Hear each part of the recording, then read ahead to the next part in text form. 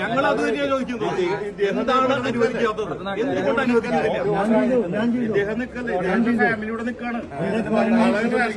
ഞങ്ങളുടെ പൂങ്കുന്നത്തെ കൗൺസിലർ ആയിരുന്ന രാവുണ്ണിയേട്ടന്റെ അനിയന്റെ മക്കളെയാണ് തടഞ്ഞു വെച്ചിട്ടുള്ളത്. ഈ സ്ഥലത്തെ കൗൺസിലറുടെ അനിയന്റെ മക്കളെ. ഇവിടെ എന്ത് ഐഡന്റിറ്റി ഡിസ്പ്യൂട്ടാണുള്ളത്?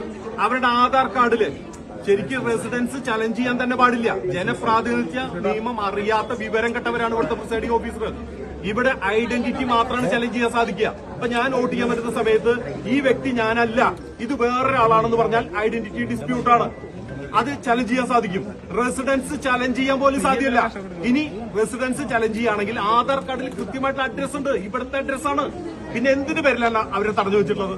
അപ്പോ CPM-ന്റെയും കോൺഗ്രസിന്റെയും ഏജന്റുമാർക്ക് പരിചയമില്ല. കാലത്ത് മുതൽ 3 പേരെ തടഞ്ഞു വെച്ചിറക്കാണ്.